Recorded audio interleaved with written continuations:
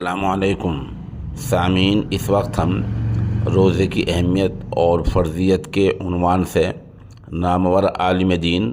مجلس دعوت الحق کے چیئرمین، مفسر قرآن حضرت مولانا عبدالستار سلام قاسمی کا ایک اہم خطاب پیش کر رہے ہیں۔ السلام علیکم ورحمۃ اللہ، نحمدہ ونصلی علی رسولہ الکریم، اما بعد فاعوذ باللہ من الشیطان الرجیم، بسم اللہ الرحمن الرحیم۔ یا ایہا الذین آمنوا کتب علیکم الصیام کما کتب علی الذین من قبلکم لعلکم تتقون، صدق اللہ العظیم۔ اللہ کا ارشاد ہے کہ اے ایمان والو، تم پر صیام فرض کیا گیا، لکھ دیا گیا۔ یوں تو کہہ دینا بھی کافی تھا، لیکن اللہ فرماتا ہے یہ ہم لکھت میں دے رہے ہیں، لکھ کر دے رہے ہیں۔ ظاہر ہے کہ عرف عام میں جو بات تحریری ہو، لکھت میں ہو، اس کا وزن زیادہ ہوتا ہے بمقابلے زبانی بات کے۔ یوں تو اللہ کی زبانی بات وہ بھی بہت کافی ہے، ظاہر ہے کہ اس کا اتباع کرنا لازمی ہے۔ اللہ کی تو ہر بات لائق اتباع ہے، لیکن اللہ فرماتا ہے کہ یہ ہم لکھ کر دے رہے ہیں، تو اہمیت بیان کرنے کے لیے کہ یہ اتنی اہم چیز ہے روزہ، صیام، کہ اس کی فرضیت صرف کہہ کر نہیں بلکہ لکھ کر دے رہے ہیں۔ اور یہ نہ سمجھے یہ امت مسلمہ کہ یہ کوئی ہم پر اضافی بوجھ لاد دیا گیا، بلکہ یہ پچھلی جتنی بھی امتیں دنیا میں آئیں، حضرت آدم سے لے کر حضرت عیسیٰ علیہ السلام تک، تمام امتوں پر روزہ فرض تھا۔ یہ الگ بات ہے کہ کتنے دنوں کا تھا، کتنے وقت کا تھا، سحری کب ہوتی تھی یا نہیں ہوتی تھی، اور کب افطار ہوتا تھا۔ تو ان تفصیلات کے اختلاف کے باوجود نفس روزہ، نفس صیام ہر امت پر فرض تھا۔ کما کتب علی الذین من قبلکم، اور اس صیام کا، اس روزے کا مقصد صرف کھانے پینے کے ٹائمنگ میں چینجنگ نہیں ہے کہ جو آپ کے صبح کے بریک فاسٹ کا ٹائم تھا یا آپ کے لنچ کا ٹائم تھا، اس میں چینجنگ کرا دی، تبدیلی کرا دی کہ اب بریک فاسٹ صبح کے 7 اور 8 بجے کے بجائے 9 بجے کے بجائے آپ صبح صادق سے پہلے کریں، اس وقت کریں، اور بجائے لنچ کرنے کے آپ شام کو غروب آفتاب پر آپ افطار کریں۔ صرف ٹائمنگ کی چینجنگ مقصد نہیں ہے، بلکہ مقصد ہے لعلکم تتقون، تمہارے اندر تقوی پیدا ہو، اللہ کی خوشنودی حاصل کرنا، اللہ کی رضا کے آگے اپنے آپ کو سونپ دینا، یہ مقصد ہو کہ بار الہ جو چیزیں حلال تھیں ہم نے ان کو بھی تیرے حکم کے آگے ہم نے ان کو بھی چھوڑ دیا۔ اس وقت سے لے کر اور اس وقت تک، سحری سے لے کر اور افطار تک، کھانا پینا جو کہ حلال تھا، اور کچھ چیزیں جو حلال تھیں 11 مہینوں میں ہم نے صرف تیرے حکم کے سامنے تیری اطاعت کرتے ہوئے تیرے احکامات کی ہم نے ان کو چھوڑ دیا۔ یہ تقوی ہے، اسی کا نام تقوی ہے۔ یہ صفت تقوی اپنے اندر پیدا کرنا ہے۔ یہ مبارک مہینہ اس کی مشق کرانے کے لیے ہے، تاکہ اس ایمان کی اور اس تقوی کی اس پورے ایک مہینے ورکشاپ ہے، یہ پورا ایک مہینہ اس صفت تقوی کو اپنے اندر پیدا کرنے کے لیے یہ اللہ نے عالمی طور پر بین الاقوامی انٹرنیشنل لیول پر یہ ایک ورکشاپ قائم کیا کہ پوری دنیا کے مسلمان، پوری دنیا کے کلمہ گو اہل ایمان اس وقت کھانے پینے کو چھوڑ دیں گے اور سارا دن اس کو ہاتھ نہیں لگائیں گے، اور جیسے ہی غروب آفتاب ہوگا، مغرب کی اذان کا وقت ہوگا، اس وقت وہ افطار کریں گے، اپنے معدے میں کچھ کھانے پینے کی چیز کو وہ ڈالیں گے۔ اس درمیان کھانا پینا تو رہا دور، ہاتھ لگانا بھی گوارا نہیں کریں گے کھانے پینے کی چیز کو، کھانے کے ارادے سے۔ بڑے بوڑھے تو بڑے بوڑھے ہیں، جوان تو جوان ہیں، چھوٹے چھوٹے بچے جو روزہ رکھتے ہیں وہ بھی اس بات کو جانتے ہیں کہ ہمارے منہ میں روزہ ہے، اب یہ ہمارے لیے کھانا پینا دن میں صحیح نہیں ہے، جائز نہیں ہے، اجازت نہیں ہے۔ تو یہ صفت، یہ کیفیت پیدا ہو، یہ ایک مہینہ اس کا گویا ورکشاپ ہے، اس کی مشق کرائی جاتی ہے تاکہ 11 مہینے اس سے کام لیا جائے، کہ جس طرح کھانے پینے کو ہم نے ایک وقت مقررہ پر چھوڑا جو حلال تھا، تو ہم حرام کو بھی ہم اللہ کے حکم کے سامنے چھوڑ دیں۔ جھوٹ، غیبت، دھوکہ دھڑی، ادھر کی بات ادھر، ادھر کی ادھر، چغلیاں کھانا، جھوٹ بولنا، کاروبار میں دھوکہ دینا، یہ ساری چیزیں تو کیا روزہ اور کیا غیر روزہ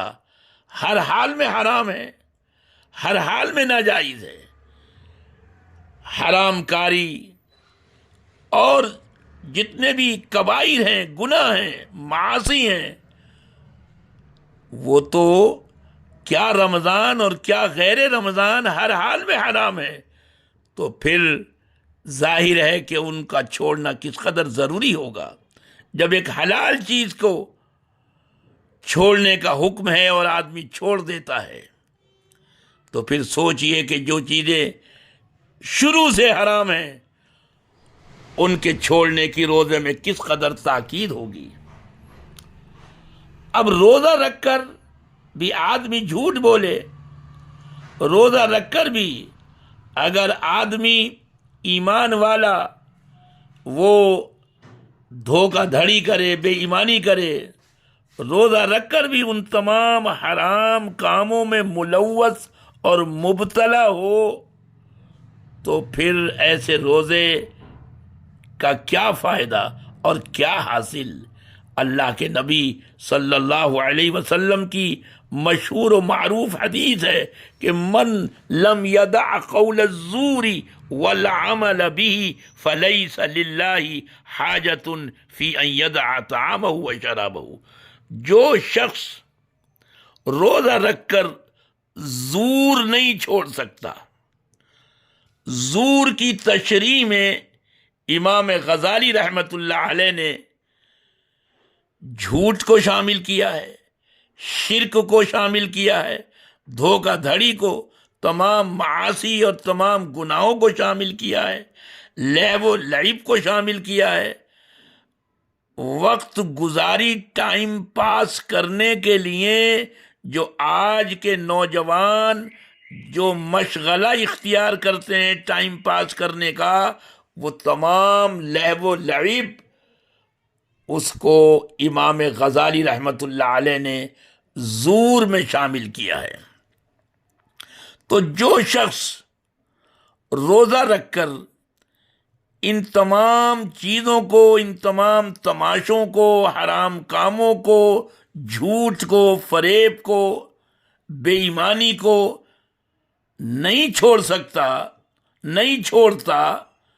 تو آخر 2 روٹی اگر اس نے چھوڑ دی تو اللہ پر کیا احسان کیا؟ یہ اللہ پر کوئی احسان کر رہا ہے کہ صاحب اس نے 2 روٹی دن میں چھوڑ دی اور 2 کے بجائے 10 روٹیوں کو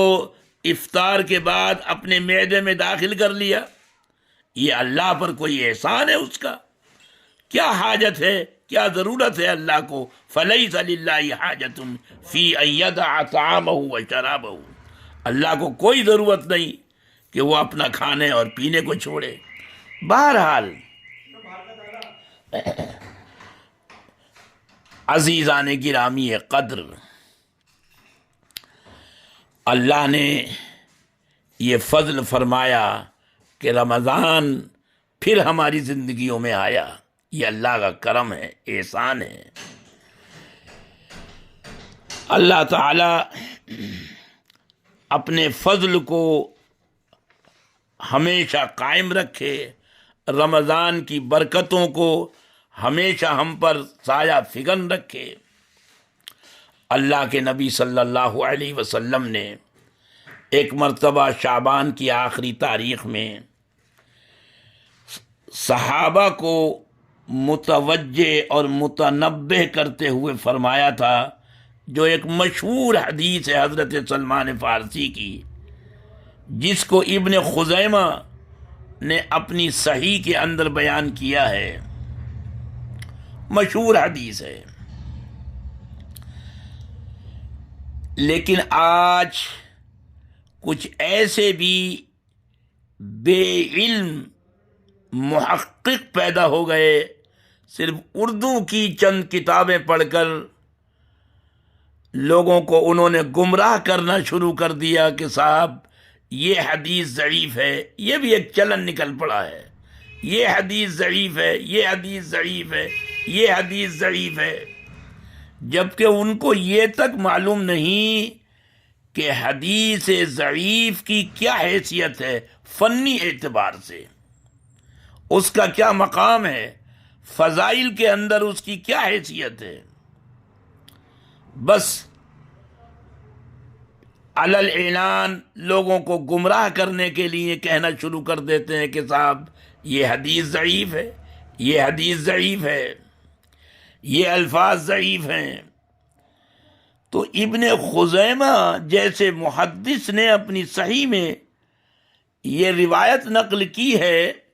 جس میں آپ نے فرمایا وَشَهْرٌ يُزَادُ فِيهِ رِزْقُ الْمُؤْمِنِ، یہ ایک ایسا بابرکت مہینہ ہے جس میں مومن کا رزق بڑھا دیا جاتا ہے، اس کے کوٹے میں اضافہ کر دیا جاتا ہے۔ اور یہ بات ہم کھلی آنکھوں سے دیکھتے ہیں۔ اگر رزق سے مراد وہ ظاہری رزق ہے تو یہ بات بھی کھلی آنکھوں دیکھی جاتی ہے کہ گئے گزرے مومن، گئے گزرے مسلمان کا دسترخوان بھی رمضان میں وسیع نظر آتا ہے۔ 1 سے 2 اور 2 سے اور کئی طرح کی سبزیاں، ترکاریاں اس کے دسترخوان پر نظر آتی ہیں، کئی طرح کے پکوان اس کے دسترخوان پر دکھائی دیتے ہیں، غریب سے غریب مومن کے یہاں بھی، اور جو درمیانی درجے کے ہیں یا خوشحال ہیں ان کے دسترخوان پر تو انواع و اقسام کی نعمتوں کا کیا کہنا، طرح طرح کے کچالو اور طرح طرح کی پکوڑیاں اور طرح طرح کے دہی بڑے اور طرح طرح کی چیزیں، فروٹ، ایک سے ایک اعلیٰ درجے کی چیزیں ان کے دسترخوان پر افطار کے وقت نظر آتی ہیں، سحری میں نظر آتی ہیں، پھینی اور کھجلا اور کھیر اور شیر وہ نظر آتی ہے، تو یہ بات آنکھوں سے نظر آتی ہے کہ یزاد فیہ رزق المومن، اور محققین کے نزدیک رزق سے مراد مومن کا رزق وہ در حقیقت طاعات اور عبادات ہیں۔ تو یہ بات بھی ہم اور آپ اور ہر شخص دیکھ سکتا ہے، کھلی آنکھوں سے نظر آتا ہے کہ وہ مومن جو 11 مہینے عبادات و طاعات اور نیکیوں میں سست تھے یا بالکل غیر حاضر تھے، وہ بھی اس مبارک مہینے کے آتے ہی چست ہو جاتے ہیں۔ جو 11 مہینے سست تھے وہ اس مہینے میں ان میں چستی پیدا آ جاتی ہے، اور جمعہ کا منظر فجر اور ظہر اور عصر اور مغرب اور عشاء کا تو کہنا ہی کیا، تراویح کا تو کہنا ہی کیا، ہر نماز میں جمعے کا منظر دکھائی دیتا ہے۔ دوڑ دوڑ کر لوگ پہنچتے ہیں، گئے سے گیا،